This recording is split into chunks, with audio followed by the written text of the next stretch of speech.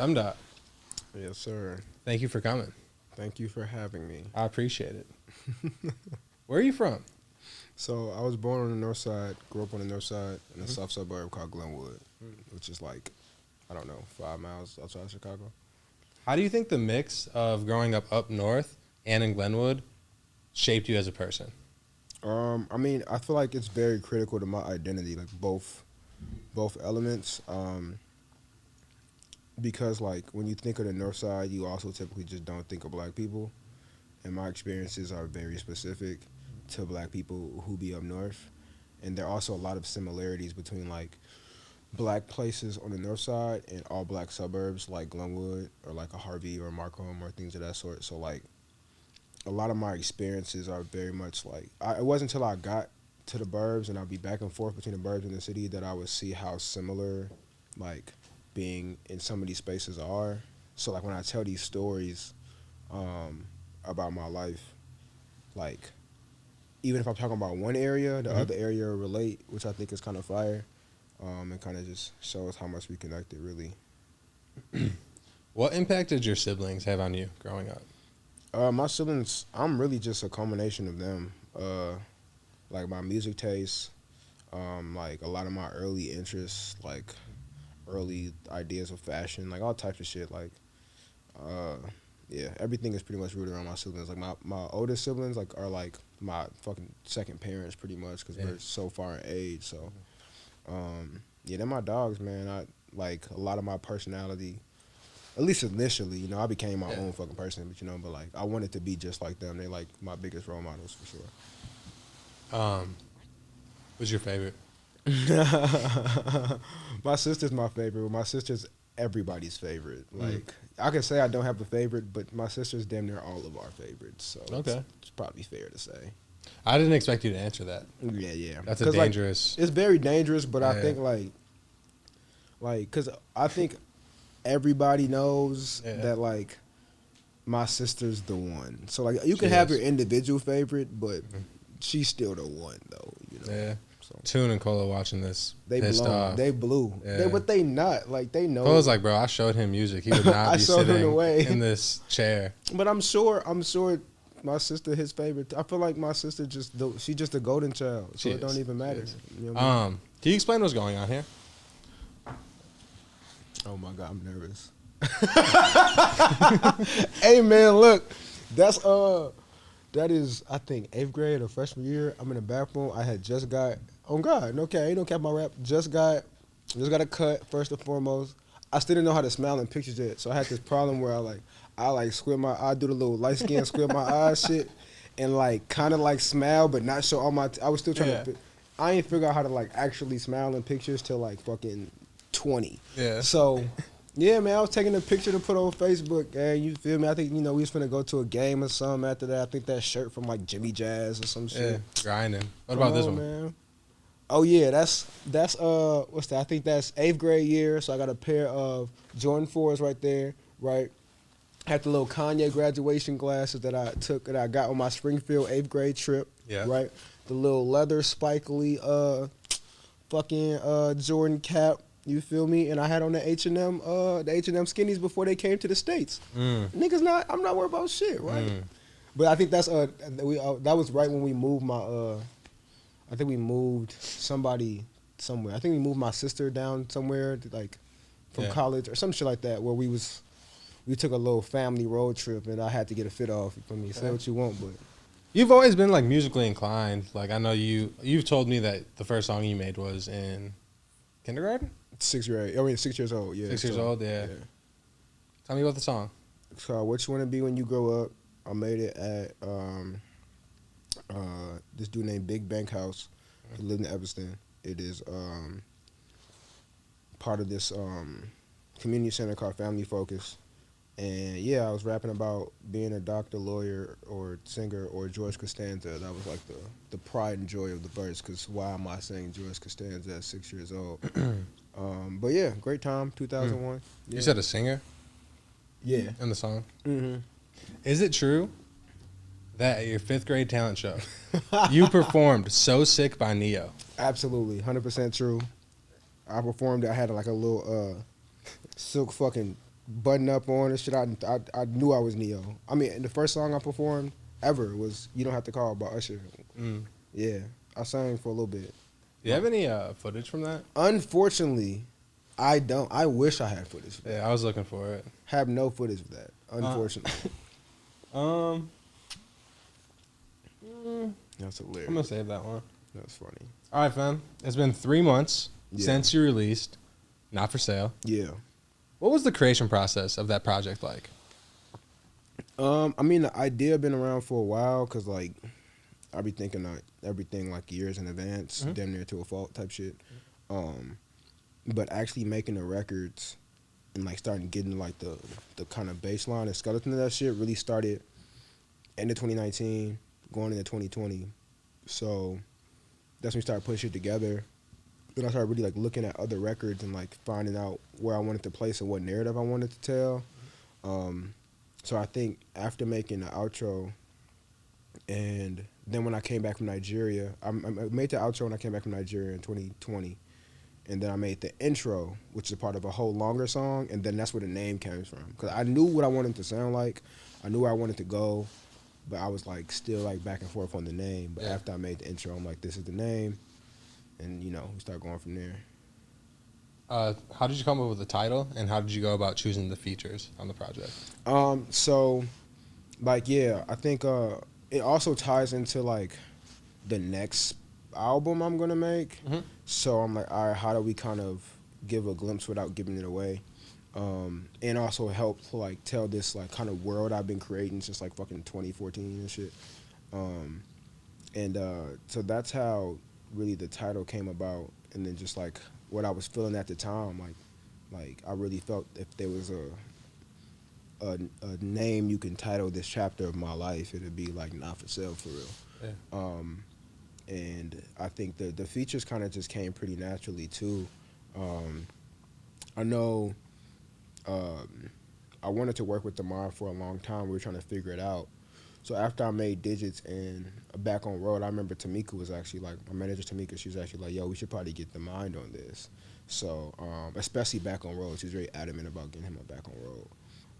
And then when I wrote Digits, I wrote the end of the Digits initially like him. It was me singing at the end. And I wrote it like, damn, I'm writing like the mind right now. And I was like, I should just ask the mind. So I'm like, hey, bro, could you just write this better like you and sing like you? And like I had to give him any direction outside of that. Yeah. And then Alex Bannon, like I needed something for the intro, and I was like, yo, like I'm missing something. And then I was in the house one day and I was playing Hawthorne, and I'm like, damn, this is what I'm missing.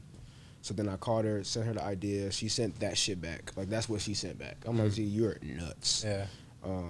And then, yeah, that really completed it. And even, like, Goose, who's singing on the second half of Unleaded, he also produced, like, 3 songs on the project.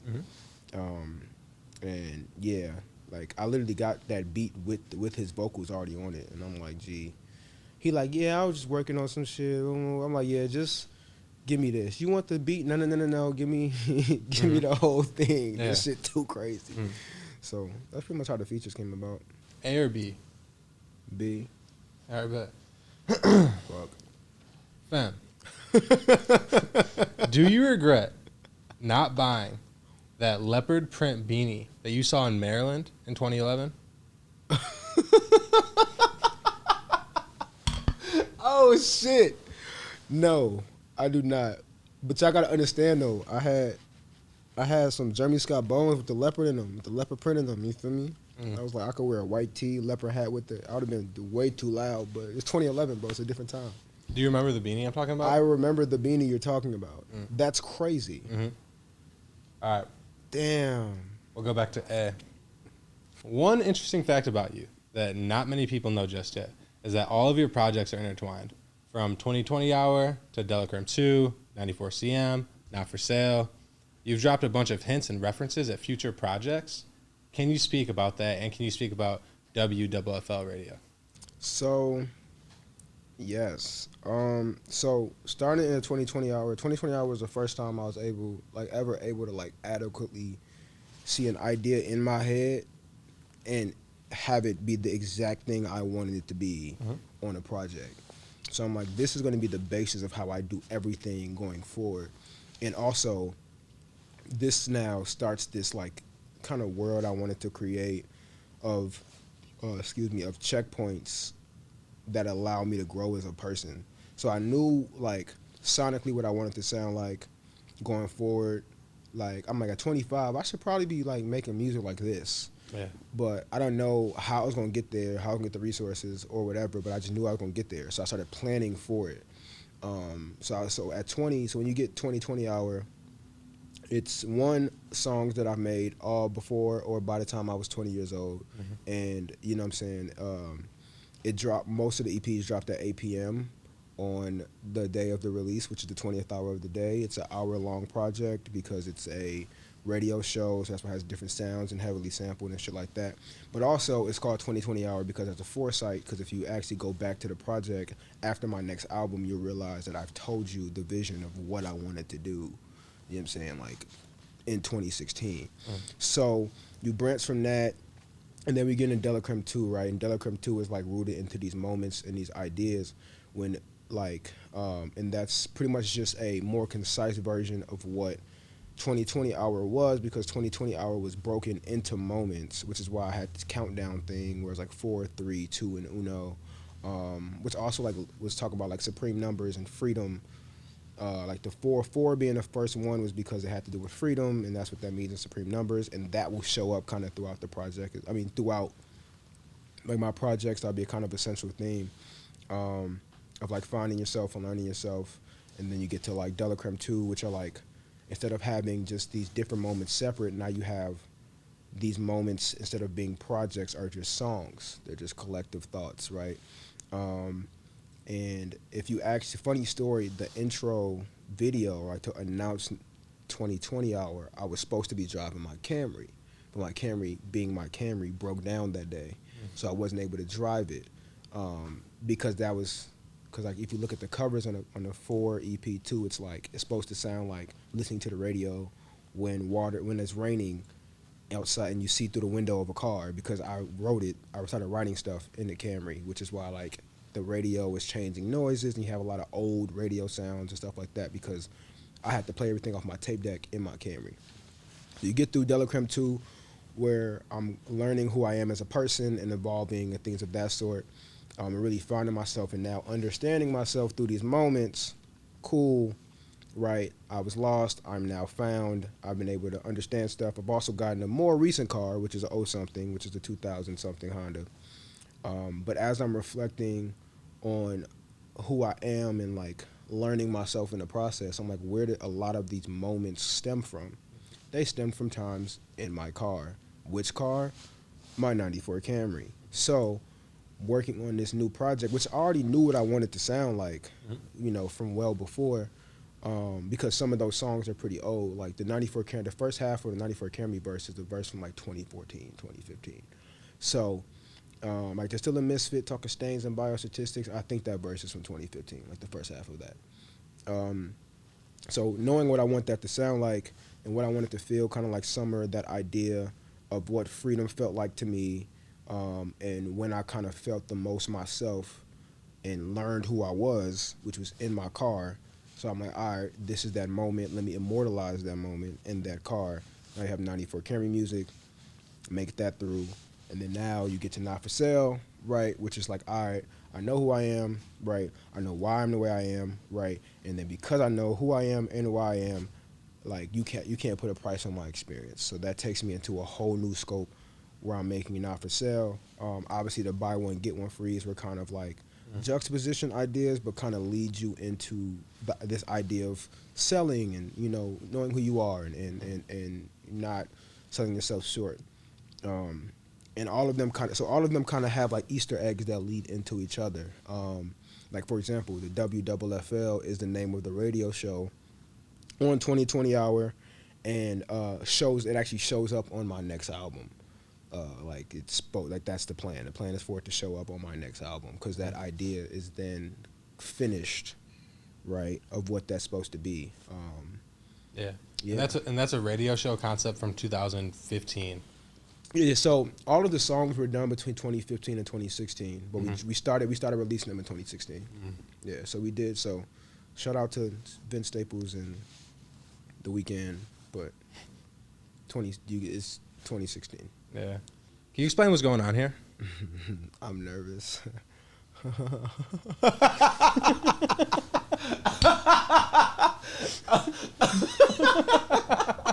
Wait, what day is this? May 29th. Oh yeah, 2011. I was a spicy. I was living like wow. 2011. 2011 was a different. I was 16. Yeah, I was. I wasn't even 16 yet. I wasn't even 16 yet. I was. I wasn't even 16 yet. Yeah, I was living life wild. That's all.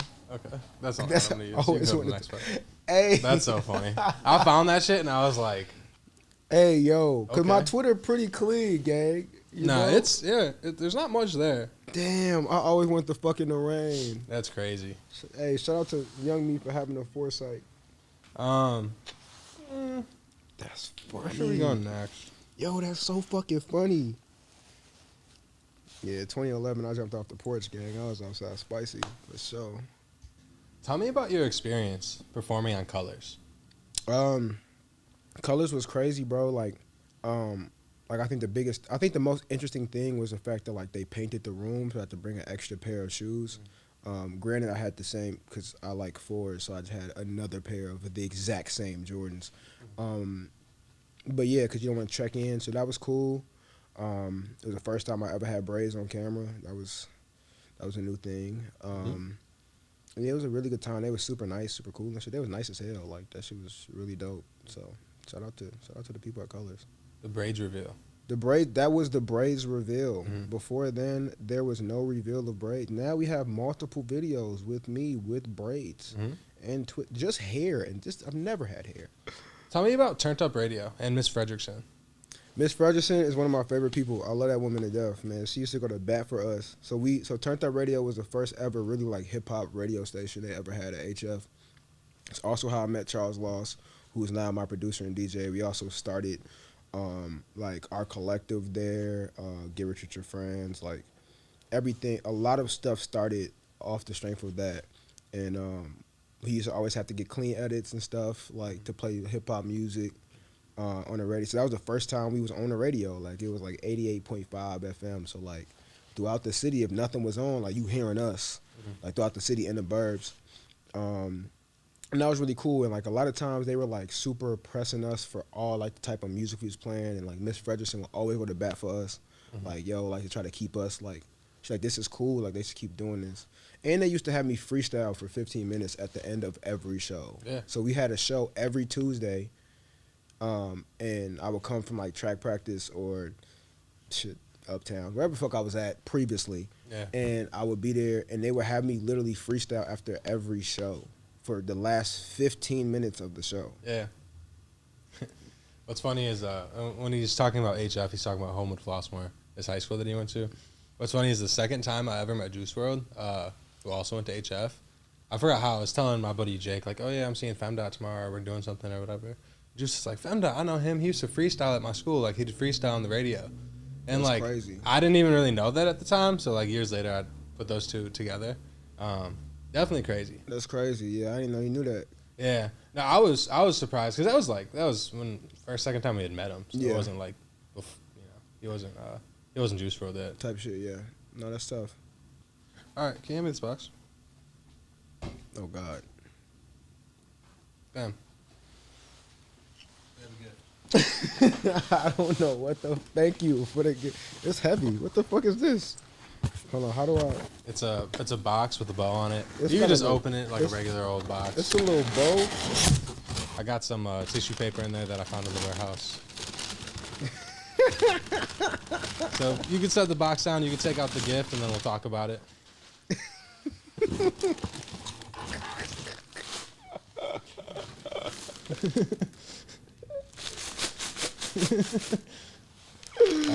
Hey, yo. Set that box on the floor real quick. Absolutely. All right. Wow. And there's some Skittles. All right. I heard when you were growing up, you were a big Skittles person, but not only were you a Skittles person, you wouldn't share with your friends. Like if you had a pack and one of your homies was asking for some, you would not share. Look, I give the clothes off my back to my friends, but I wouldn't. It was the Skittles. I used to buy a separate bag. Like, mind you, I would only buy share size of things of Skittles, and I would like buy 2 of them because I'm not sharing one of these bitches. Like that's cooked. Like I ate a pack of Skittles a day like I was a chain smoker. It was crazy. Like I was known. Like I had one of my homies who like was down for a minute. When he came back home, the first thing he brought up to me was like, "So you gonna share your Skittles with me, gang?" Like, bro, what the fuck? Like, it's crazy. Damn, I don't eat Skittles as much anymore, but they still definitely my favorite candy. Also, never had a, I don't get cavities and shit either. My teeth are white under these grills, so quit. Yeah, you got grills now, so it don't matter. They still white though. Quit playing with me. Damn. Wow, that's funny. All right, you can set those to the side for now, or you could leave them on the couch, do whatever you want, but just move that paper. Oh yeah, for sure. So it's not in the shot. That's fucking funny. That should be fine right there. Damn. All right, can you explain what's going on here? Oh my Volume God. up. I'm stressed. The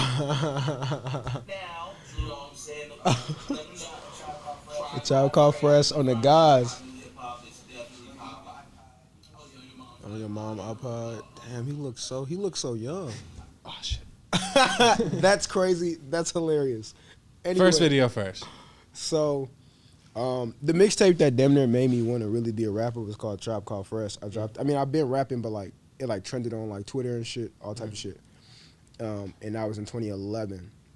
So me and my brother used to do videos on Facebook called Ouch, where we'd just be like, somebody would do some dumb shit. Ouch, that's fucked up. And like we'll do a whole thing on it. So I think we was doing an Ouch video. And then also he was like, oh, we got to promote A Tribe Called Fresh because you just dropped this mixtape. That was a mixtape that made like all my siblings a believer. Like motherfuckers like, oh, this shit hard. Like I remember I ripped a bunch of like beats from like C6 like beat tape and shit. But some of them verses still crazy. I think that was the moment I was like, damn, like we was trending on Twitter on 2011. That's 2011 Twitter. Like that's a different bag. I'm like, damn, you know what? Like I could damn near, you know what I'm saying? Like really figure this shit out. So I guess I was promoting that shit during the Ouch moment. Yeah. And then we'll watch maybe like 20 seconds of this clip, but check it out and then we'll explain what's going on. I've been a shit ever since I was a campus, and I be a freshman if I ain't on campus. We'll never lose. No discussion. The flow sick. I think I need Robitussin. Talk to talk. Oh my dog just coasting. If it's lonely at the top, I'm trying to be in top soul shit. Shit. City where they put bullets in your back like a like a throwback jersey. No problems. I'm good at. Yeah, I was spitting. I don't give no fuck. That is called. It's a 12 a.m. I think I recorded that shit like 12 a.m. in the morning. There's like my older brother Cole's like talking on that track. I think that's from my freshman year of high school. Funny enough, that's damn near the same shirt I had on in that wild ass picture y'all just showed me. That's damn near the same shirt. It's just in black and white. It is. That's crazy. For sure. Damn near all that damn near was on the same day. Fuck around. That's so funny. But yeah, that was. Go ahead, Sean. That was That's the same shit, same haircut. That's so damn near the same. It might day. be the same day. It might. You gotta check that calendar in the background. It might be the same funny. day. Yeah. So, but that was. I think I dropped a mixtape called Misadventures of a Fly Guy in like 2010, and that song, 12 a.m. freestyle featuring Cola, because Cola was talking shit on it, and that's where that come from. Is it true at one point in time you had a wristband that said Femdot? Absolutely, and I lost that bitch. I was blue. Well, we have it. I'm just kidding. Hey, yo. I was gonna be. What's going on here? So, yes, Femdot wristband. My sister got it made for me in Nigeria when she went to the Olympics. If you look real close, you can see them Jeremy Scotts right there up top at the leopard in the back. You feel me? Come on, man. Quit playing with me. Also, Femme de la Creme, my first ever like full-length project, quote unquote, that I was trying to put out. And you know, I was hustling CDs on the guys. I was passing out CDs, selling CDs. I was burning disc. I would use the bread to like replace the disc. Wasn't making no money, but just so people got them. There are people who still got these copies. Got my little email on it. That's when I was at _ the real Femdot on Twitter. All right. A different time. I got 3 more questions. That's so funny. A or B? B. Okay. So I've asked you this question before Sheesh. in our last interview. Okay. But I want to ask you again. There's always that conversation, right? Chicago is missing this, whatever LA has or Atlanta has or New York has. What do you think is missing in Chicago's music community? Now I think it's just and I feel like it's because people always go to like an industry being here or like, you know, people not fucking with each other. But I think it's just time. Like, I think you get these new generation of rappers and artists in general who are very much fucking with each other, right? And are building slowly, you know. But we have to undo a lot of the things that were rooted in our culture, you know, before us. And I think that just takes time. So I think, I don't know, it probably has been different than my answers before, but I think really thinking about it, it's like we just need some time to continue to, you know what I mean, like kind of undo what we've been doing. Because you see a lot of people supporting a lot of artists. You see the, you know what I'm saying, the Juice WRLDs, the Herbos, the Polos, the Dirks working together, right? You see the, you know what I'm saying, like the Sabas, the Mix, the No Names. You see the crossovers between the Sabas and the Herbs. You see the, you know what I'm saying, the Polo G's and the Toby Lou's. And, you know what I'm saying, you see like everybody's kind of starting to intertwine with each other. I think it just takes time for us to kind of undo what was before. So I know they want us to have an industry and to build all this stuff out here and all other stuff, but I think in terms of like community-wise, I think we just need a little more time. I like that. So you're performing at Bottom Lounge in a few weeks. Mm-hmm. How you feeling? Are you excited about it? Man, I can't wait to perform Not For Sale in full at home. Like, we never got a chance to really perform 94K music at home like that. I love Bottom Lounge. It's a dope venue. And we haven't been there since Lollapalooza in 2018. So, like, first headline at home since 2018. Being able to still, like, donate some bread to the scholars and work that route. But I'm just hella excited. You know, it's like just to, you know, be back on stage with my homies and, like, really perform. And I got my homies. Like, it's like Alex Band is opening, Ohana Bam is, you know what I'm saying, has supporting. Like, it's like we really betting on ourselves. And I think I'm just very excited to see what that, like, looks like. Tell me about DeKalb Scholars. Okay. Yeah, DeKalb Scholars is now it's a nonprofit that really we started in 2018 as just a scholarship to just give funds to, you know, students, like college students, black and brown college students. Specifically at first it was just for DePaul students because that's my alma mater. But we branched out to like kids, like, and not even kids, like they're grown. We branched out to people in Chicago and out the state, but they got to at least be from the Chicagoland area. And then over the past 2 years, we've branched out of just scholarships to also art fellowships. And we have like toy and co-drives, and then we had a really big run with our grocery delivery initiative called the Sly Buys that started during the riots of 2020. So yeah, so we pretty much now is just a nonprofit that kind of just roots in like trying to build the community and impact and just be resources that we didn't really have growing up. But it really just came from just wanting to help people for real. Is it true that when you were 5 years old, an ambulance was called to your house because you swallowed a dime? I've been about the bag. Quit playing with me. Absolutely true. I remember this like it was yesterday. So my brothers are playing, I think, Monopoly in the boys' room because our crib was small. So there was the boys' room, my parents' room, and then like my sister or whatever. So all of us was in the boys' room. So they were playing Monopoly or some shit, like playing some games in the boys' room. And I was like, what to do? I had my little coins and shit that I was collecting. I go to the bathroom. I'm trying to wash them. I'm like, I don't know. I want to keep them clean. You know, I'm a clean nigga. You feel me? I tried to wash them. They're not clean enough for me. And I remember, like, I think somebody like licked their fingers and wiped some away. I'm like, I could just like rinse them in my mouth. I'm like 5 years old. I'm like, you know, in my head, it makes sense. So I'm, you know, rinsing them out, spin them out. Okay, they're a little clean now. Rinse them out, spin them out. They're a little clean now. Rinsing them out. Oop.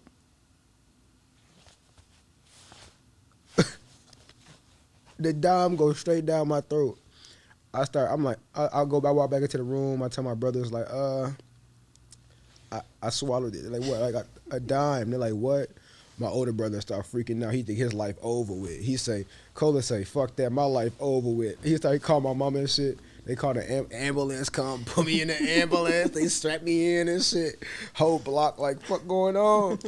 My brother like, yo, this nigga finna die. Like this nigga just panicking. And yeah, we get to the house. My mom rushed home from work and shit.